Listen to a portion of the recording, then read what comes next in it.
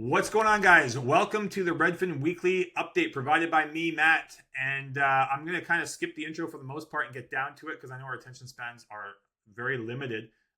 This is the Tampa area. This is nowhere else in the country. Tampa area, 100,000 foot view. If you want specific information on your property or your situation, let me know. I can provide that for you.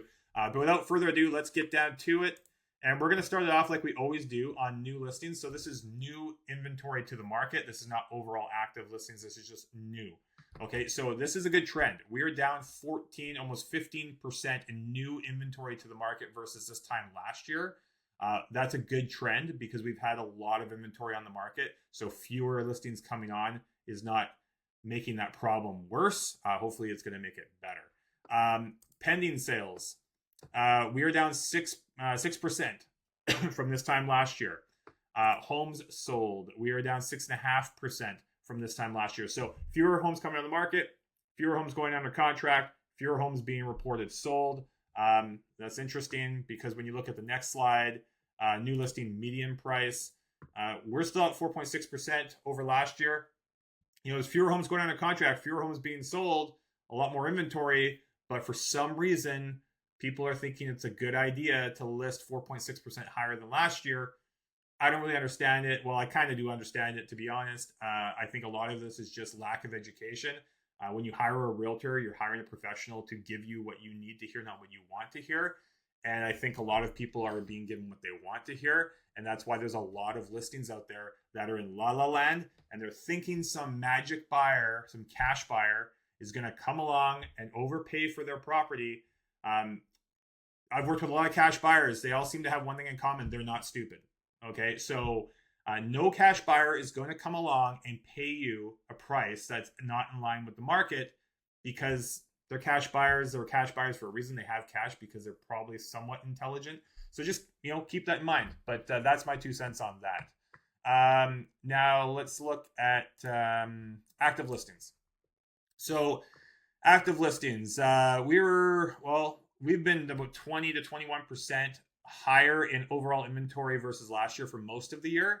And then just in the last couple of months, we've really started to trend down. We're only 2.35% over last year for right now.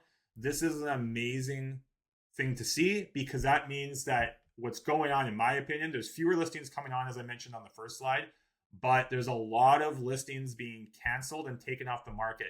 A lot of those sellers that were sitting on the market trying to hey, if I get this number, I'll sell. They're not really sellers and they were skewing the numbers in a big way. So, this is good. This means that we're getting real sellers and a lot of the sellers that weren't in reality are going away, which is good to see. Now, median days on the market, we are up significantly over last year. We're at 56 days. And we're at 36 days, so we're up almost 19 and a half days longer on the market than we were this time last year. No surprise.